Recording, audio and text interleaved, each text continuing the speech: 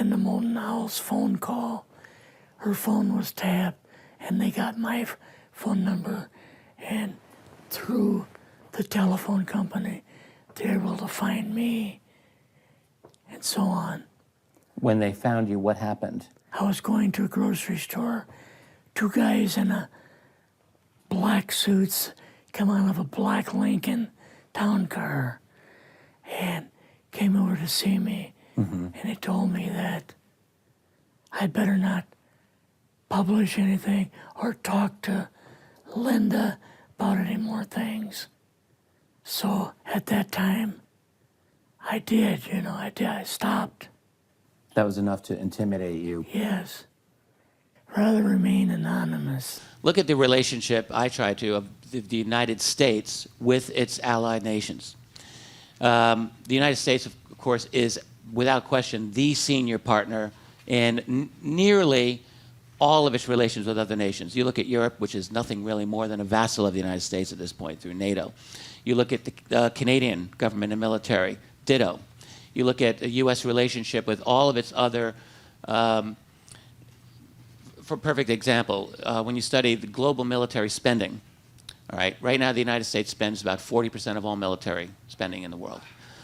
That's by far and away the greatest. Now there's China and Russia, which are 2 and 3 in the ranking, 8% and 3%. And then all of the other nations that follow are, in fact, U.S. vassal states, I would suggest to you. Even a nation like Brazil, which has been under essentially an undeclared U.S. attack in the last few months, the former Brazilian president, Dilma Rousseff, who we know through the Snowden revelations, her cell phone, her emails, all of the cell phone and emails of her ministers were all monitored by NSA. If Dilma Rousseff had wanted to say something like this, the heck with the United States secrecy, we have our own UFO cases, we're going to disclose them. I guarantee you, Dilma Rousseff would have to be very careful about her planning of such an event, because none of it would go without the so-called Five Eyes, that is NSA and NSA equivalents in other nations. They would know. The United States has, this is never discussed in international politics, but the United States dominates nearly all of the other nations, except China, except Russia, and a few other smaller nations like Iran and Syria and so forth, North Korea. But Russia and China are the big wild cards. That's a whole other conversation we'll need to have. I believe the reason for the secrecy in general, partly U.S. domination over the system, and then partly over genuine fear of all of these nations over the implications of what would absolutely be a post-petroleum economy, because there's no way that a president's going to say these flying saucers or UFOs are real. It'll take all of 5 minutes before people start to realize they're using something other than petroleum to go from point A to point B. And implicit then is a post-petroleum global infrastructure. We have to remember that right after World War II, the Army Air Force was separated and became the Air Force, a separate branch of service. And that the OSS, which was the Office of Special Services, was disbanded and eventually became the CIA. The President Truman, at that time, convened a very high-level committee to examine this alien or UFO phenomenon. They did come to the conclusion that it was alien, and the military rightly came to the conclusion, if they're hostile, there's nothing we can do about it. Therefore, their choice was to deny it and to hush it up and create the National Security Act of 1947, which validated that deception and covered it up and allowed the group to go underground, as it were. And we've been living with that now for 50 years. It is really the beginning of the whole cover-up, the entire denial of this phenomenon. I think, looking at the sorts of interesting reports in these files, the ones from police officers, pilots, military personnel, the ones tracked on radar, there's material there that certainly makes me think twice. It's not all misidentifications of aircraft lights and weather balloons. Is there any one report that stands out as extraordinary or perhaps most convincing? One in the new files that I particularly like is a radar sighting where an object travelled 10 nautical miles in 12 seconds, about 3,500 miles an hour. For 22 and a half years, I served in the United States Army. During my tenure, I was on many occasions asked to serve as the official, unofficial UFO consultant dealing with UFO matters in the areas of my assignment. As a result of my involvement, I was able to ascertain that the United States government knew a whole lot more about UFOs than it was telling the American public. That there was an intelligence involved, that there was a highly evolved technology. I learned that to a degree, we were carrying on a dialogue with this intelligence. We were making every effort we could to acquire this technology and make it part of our own existing technology. We did this, I was told, in the interest of national security. We also had an officially sanctioned deception program. This was in total disregard as to the impact this would have on the individual witnesses and also on their families. This ultimately led to my disillusionment with the program and my involvement in it. While I was in the military and I got to the point where I was no longer interested in trying to be part of the program and actually was going against the program, this resulted in every effort being made to try to destroy my military career. I was threatened and they even tried to force my military retirement, or I could face possible court-martial. These actions failed, of course, as you know. At one point, I even had an individual come up to me, point a gun at my head, and inform me we could have a training accident, and this would end this foolishness once and for all. There is a cover-up, or what the reasons may be for governments wishing to cover up the facts about UFOs. What I'd like to say is that there is a serious possibility that we are being visited and have been visited for many years by people from outer space, from other civilizations, that it behoves us, in case some of these people in the future or now should turn hostile, to find out who they are, where they come from, and what they want. Well, Don, it began for me in 1963 when I was assigned to the Supreme Headquarters Allied Powers in Europe. I arrived in the summer of '63 and I was assigned to the Operations Division. I was further assigned to what we call SHOC, the War Room, the Supreme Headquarters Operations Center. And at that time I was given a cosmic top secret clearance, which was and still is the highest level of security access that NATO has. When I was assigned to the War Room, I learned that a study had been initiated in 1961, and everybody was talking about it. They were gossiping about it. And the subject was UFOs, and that intrigued me a bit. When that study was concluded in 1964 and it was published, and I was still working in the War Room at that time, I had access to this document. I had a chance to read it. And having been exposed to it, I must tell you honestly that my life has never ever quite been the same. Because I read first-hand reports, verifiable NATO military material that indicated that the UFOs were not only real, but they represented something far beyond anything I had ever imagined before. When the study was concluded in '64, they concluded that there were 4 different groups apparently coming and visiting us. Out of those 4 different groups, one group looked exactly like we do, so much so that they could sit beside you in a restaurant or in an airplane or in a theater, and you'd never know. And that particular point bothered the military guys a lot. The point being that some of these people from somewhere could be walking up and down the corridors of SHAPE headquarters, or they could be walking up and down the corridors of the Pentagon. One day at lunch, a lieutenant colonel made the remark, he says, Jesus, do you realize they could even be in the White House? And there was a little forced laughter at that point, I remember, because a lot of us over the years have had some misgivings about the occupants of the White House. But the point I'm making is that the idea that aliens could be here in our midst bothered the military, because if you're not paranoid when you go into the service, you're certainly trained very quickly to be so. The Capitol going to be part of the Eisenhower push.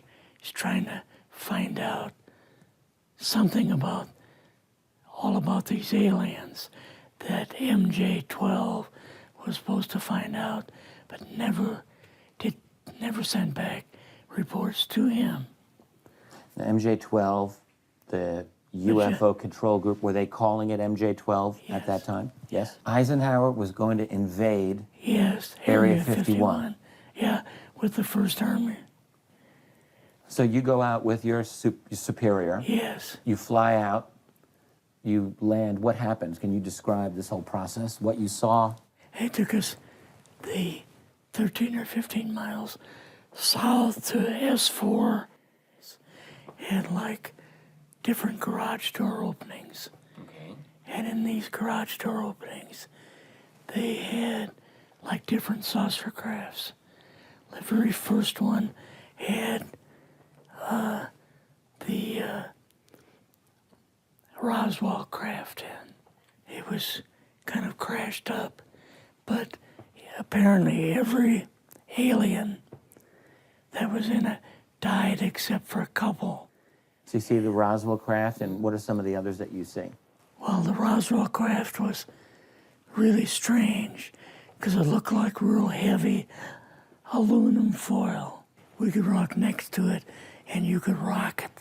The whole thing probably weighed 150, 300 pounds. But that was only part of the story. The SHAPE conclusions in '64 were that there were 4 groups that we knew of. They were apparently interplanetary. Some very likely were interstellar. They even concluded that some of them could be intergalactic. When I retired in 1976, many of our military people knew at that point that we were not simply dealing with visitations from people from other planets or star systems. They had concluded by '76 that some of these visitors very well might be multidimensional in their source. The evidence that we had collected and the evidence that they had repeatedly demonstrated to us, and that's no accident. It became very clear after a time that there was a program or a process of some kind underway, that they had demonstrated over and over and over again that they apparently were able to manipulate matter and time. Now this really shook up our scientists. There are a lot of new young scientists in particle physics today who talk about multiple dimensions. There's a brilliant young professor in New York by the name of Michio Kaku, who has written a brilliant book called Hyperspace, where they talk about 10 separate dimensions. I'm not enough of a physicist to try to explain to you what a dimension is, but the idea that there could be intelligences from somewhere else, from other dimensions coming and going into our reality. It's been quite a shakeup in traditional science. The truth, Don, apparently is simply this, that we're not alone, we've never been alone. We are apparently part of an infinite universe filled with intelligent life. The SHAPE study concluded in '64 that if they, whoever they were malevolent or hostile, that they could have taken this planet and cleaned it up and eliminated us, turned us into dog food or whatever, a long, long time ago. That the historical evidence indicates that they've been with us a long time, and I've concluded that we had what I like to call an intimate interrelationship with at least one of those groups, the group that looks exactly like we do. I know we're not alone in the universe. I know that the absence of evidence is not evidence of absence. It's evidence that has been denied to the American people.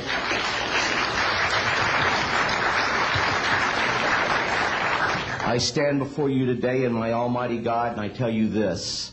If Congress calls me in and says, will you testify in detail what you know, I stand here today prepared and ready to do just that. Governments must never lie to the people. Viewed the autopsy film, and then the colonel said, what we've got in here is we're interviewing a gray alien. All right, right there. How did you feel at that moment? Well, I thought, boy, we had no idea we were going to see the real thing. All we saw was film.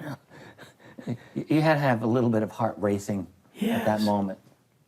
My boss was able to go in and had like a partial interview with him. So what did this gray alien look like? Could you describe him a little bit? This one looked a little bit oriental. So I'm just wondering if it looked almost human, what about this didn't look human? No, it didn't look human as far as the skin tone and basically the shape of it and the size. How was its head size compared with a normal human, for example? Brain was kind of a little bit bigger. And some of the nose was very, very small. And the ears were just like holes. Mouth was very small. Now, why were they bringing you out here at all, anyway, to see an alien? What was the point? To go back and tell the president they actually had one. So he did not know at this point No. if there was an alien at S4. No. So he asked us what was going on, and we told him about the alien and the whole situation, and the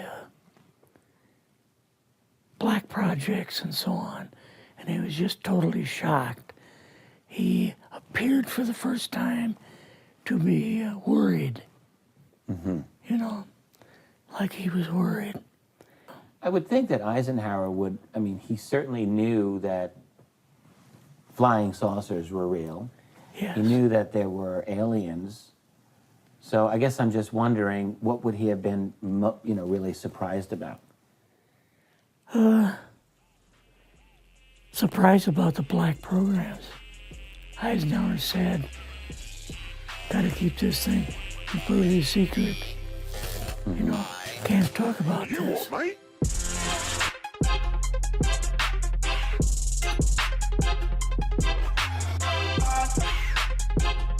Get